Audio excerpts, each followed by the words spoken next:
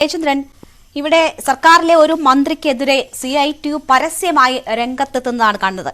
ഒരു സമരം എന്നതിനപ്പുറം ഗതാഗത മന്ത്രിയെ ചില കാര്യങ്ങൾ ഓർമ്മിപ്പിക്കുക കൂടിയാണ് CIT ചെയ്തത്. ഇടത് മന്ത്രിയാണെന്നുള്ളത് ഓർക്കണം, വഴിയിൽ തടയും, ഞങ്ങൾക്ക് ഒന്നും പേടിയില്ല, പോലീസിനെ പേടിയില്ല തുടങ്ങിയ കാര്യങ്ങൾ പറയുന്നു, വീട്ടിലേക്ക് വേണമെങ്കിൽ എത്തും തുടങ്ങിയ ഭീഷണികൾ കൂടി ഉണ്ട് CITUവിന്റെ ഭാഗത്തു നിന്ന്. എന്താണ് സംഭവിക്കുന്നത്? സർക്കാരും മന്ത്രിയും രണ്ടു വഴിക്കാണോ ഇവിടെ? നിശ്ചയമായും അല്ല. അങ്ങനെ ഒരു തെറ്റിദ്ധാരണയും ഒരാൾക്കും ഉണ്ടാകേണ്ടതുമില്ല. കാരണം ഇവിടെ ഇദ്ദേഹം മോട്ടോർ വാഹന വകുപ്പിലെ മുതിർന്ന ഉദ്യോഗസ്ഥനായിരുന്ന അദ്ദേഹം പറഞ്ഞല്ലോ, ഷാജി PM പറഞ്ഞല്ലോ, അതിന്റെ വസ്തുതകളുടെ ഒരു ഭാഗം അദ്ദേഹം വ്യക്തമായും വിശദീകരിച്ചിട്ടുണ്ട്.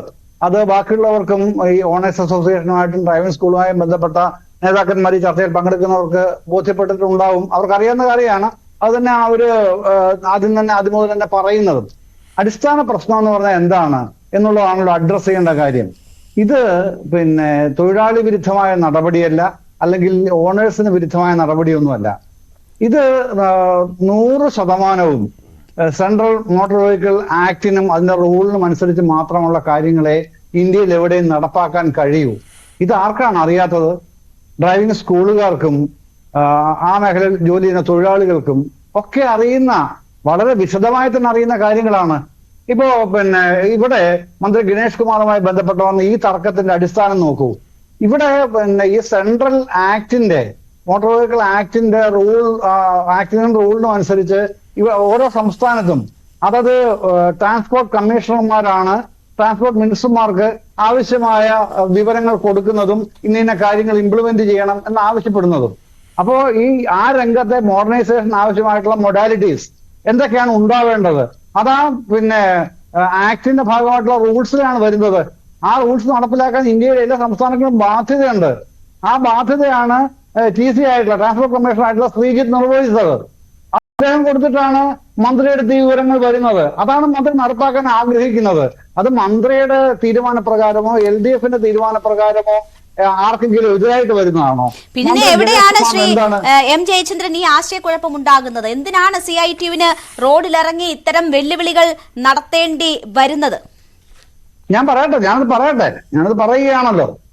അങ്ങനെ ഒരു തൊഴിലാളി വിരുദ്ധ നിലപാടുള്ള മന്ത്രിയോ മുന്നണിയോ അല്ലല്ലോ കേരളം ഭരിക്കുന്നത്. ഭാഗ്യവശാൽ തൊഴിലാളികളോടും അവരുടെ നിലപാടുകളോടും 100% അങ്ങേയറ്റം ഐക്യദാർഢ്യമുള്ള മുന്നണി തന്നെയാണ് കേരളം ഭരിക്കുന്നത്. അതിലൊന്നും ഒരു സംശയം ഉണ്ടാവേണ്ടതില്ല. ഇപ്പൊ ഞാനീ പറഞ്ഞ ഇതാണ് സെൻട്രൽ മോട്ടോർ വെഹിക്കിൾ ആക്ട്, അതിന്റെ റൂൾസ്, അത് നടപ്പിലാക്കാനുള്ള നിർദ്ദേശങ്ങളാ/, ട്രാൻസ്പോർട്ട് കമ്മീഷണർ മന്ത്രിക്ക് കൊടുക്കുക. അതാണ് മന്ത്രി ഇപ്പൊ ഇവിടെ പറഞ്ഞല്ലോ, ഈ ഓർഡറിന്റെ കാര്യം പറഞ്ഞല്ലേ, 4/24 എന്നുള്ള ഓർഡർ ശരിയാണ്. ആ ഉത്തരവാണ് ഇപ്പോൾ ഇതിനെല്ലാം ആധാരമായിട്ട് താങ്കൾ ചോദിച്ച ചോദ്യത്തിന് മറുപടി ആയിട്ട് എനിക്ക് പറയാനുള്ളത്. അതെ, സർക്കുലർ തന്നെയാണ്. ആ സർക്കുലറാണ് പ്രശ്നം. പക്ഷെ നോക്കൂ, മറ്റൊരു കാര്യമുണ്ട്.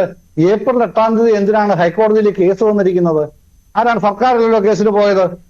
കേസിന് പോയത് ആരൊക്കെയാണ്? അത് ഇവര് തന്നെ പറയണം. അവര് പറയട്ടെന്നേ. 8 കേസ് ഹൈക്കോടതിയിൽ വെച്ചിട്ടുണ്ടല്ലോ.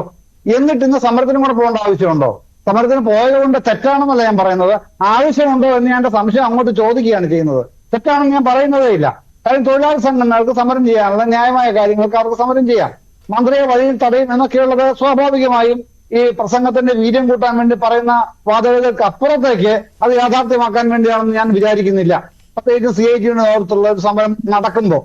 പക്ഷേ അത്തരം കാര്യങ്ങൾ പറയുമ്പോൾ ഞാൻ ചോദിക്കുന്ന ഇതാണ്, സംശയം ചോദിക്കുന്നത് നേതാക്കന്മാരോട് ചോദിക്കുകയാണ്, ഹൈക്കോടതിയിൽ എന്തിനാണ് പോയത്? ഈ കാര്യങ്ങളാണുള്ള പ്രശ്നം. പിന്നെ മറ്റൊരു കാര്യമുണ്ട് കേട്ടോ രേണുക, ഇതിനകത്ത് നമ്മൾ പറയാതെ പോകാൻ പാടില്ലാത്തൊരു കാര്യമുണ്ട്. ഈ 1 മണിക്കൂറിൽ 6 മിനിറ്റ് വെച്ച് ഒരാൾക്ക് ടെസ്റ്റ് അനുവദിക്കുന്ന സമയം 6 മിനിറ്റ് വെച്ചാണ് എന്നുള്ള ഒരു വ്യാഖ്യാനം വരുന്നുണ്ട്. അത് തെറ്റാണോ ശരിയാണോ ഇവരെ തന്നെ പറയണം. അത് പറഞ്ഞത് മിനിസ്റ്ററാണ്. അതിലേക്ക് വരും മുൻപ് ശ്രീ M ജയചന്ദ്രൻ, ഇവിടെ നോക്കൂ, CITU ഇങ്ങനെ ഒരു സമരം മന്ത്രിക്കെതിരെ നടത്തുകയാണ്. താങ്കൾ പറഞ്ഞു മോട്ടോർ വാഹന വകുപ്പ് നൽകുന്ന നിർദ്ദേശങ്ങൾ അതനുസരിച്ച് ഉള്ള കാര്യങ്ങളാണ് ഇവിടെ നടപ്പാക്കുന്നത്, അല്ല, കേന്ദ്ര മോട്ടോർ വാഹന ചട്ടം അനുസരിച്ചുള്ള കാര്യങ്ങളാണ് ഇവിടെ നടപ്പാക്കുന്നത് എന്ന് താങ്കൾ പറഞ്ഞു. അത് അതിന്റെ രീതിയിൽ മുന്നോട്ട് പോവുകയാണ്. ഇപ്പോൾ ഉത്തരവ് ഇറങ്ങിയിട്ടില്ല, പക്ഷെ അതിനുള്ള നിർദ്ദേശങ്ങളൊക്കെ മന്ത്രി കൊടുക്കുന്നു. പക്ഷെ ഇതിനിടയിൽ കുറച്ച് സംഭവങ്ങൾ ഉണ്ടായല്ലോ. ഇത് ഉത്തരവായി എത്തുന്നതിന് മുൻപ് തന്നെ ഇത് നടപ്പാക്കാൻ ശ്രമിക്കുന്നു, മുഖ്യമന്ത്രി ഇടപെട്ട് തടയുന്നു എന്ന് വരുന്നു, മന്ത്രി പിന്നീട് അത് നിഷേധിക്കുന്നു. അവിടങ്ങളിൽ എന്താണ് സംഭവിക്കുന്നത്? CITUവിനോട് ആലോചിച്ച് വേണം ഘടകകക്ഷികളുടെ മന്ത്രിമാർ പ്രവർത്തിക്കാൻ എന്ന ഒരു നിർദ്ദേശമുണ്ടോ? അല്ലെങ്കിൽ അങ്ങനെ ഒരു സാഹചര്യം സംസ്ഥാനത്തെ സംബന്ധിച്ചുണ്ടോ? അങ്ങനെ ഒരു സാഹചര്യം ഉണ്ടോ ശ്രീ എം ജയചന്ദ്രൻ?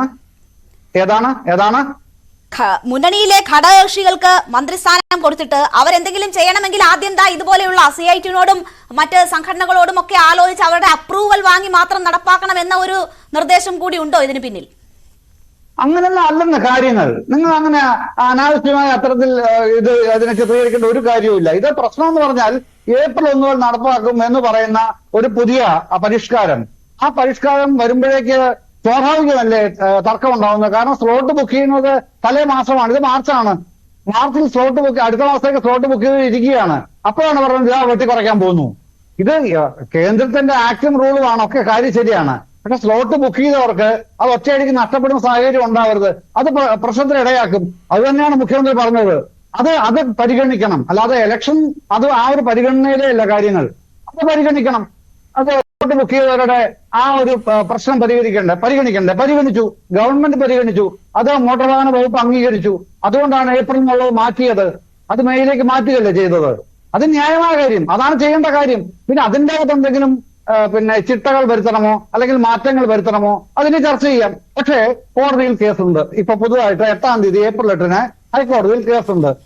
ആ കേസിന് സർക്കാരിന് മറുപടി ആവശ്യപ്പെട്ടിട്ടുണ്ട് ഹൈക്കോടതി. സത്യവാങ്മൂലം ആവശ്യപ്പെട്ടു. സർക്കാരിന്റെ അഫിഡവിറ്റ് ചോദിച്ചിരിക്കുകയാണ് ഹൈക്കോടതി. അത് കൊടുക്കാൻ ബാധ്യതയുണ്ട്. സർക്കാരിന്റെ അഫിഡവിറ്റ് സർക്കാർ കാര്യങ്ങളെല്ലാം വ്യക്തമായി തന്നെ പറയും, ഒരു സംശയവും വേണ്ട. ഒരാളെയും കുഴപ്പത്തിൽ ചാടിക്കുകയോ തൊഴിലാളി വിരുദ്ധമായ ഒരു നടപടിയോ സർക്കാരിന്റെ ഭാഗത്തുനിന്ന് ഉണ്ടാവില്ല തീർത്ത് എനിക്ക് പറയാൻ കഴിയും.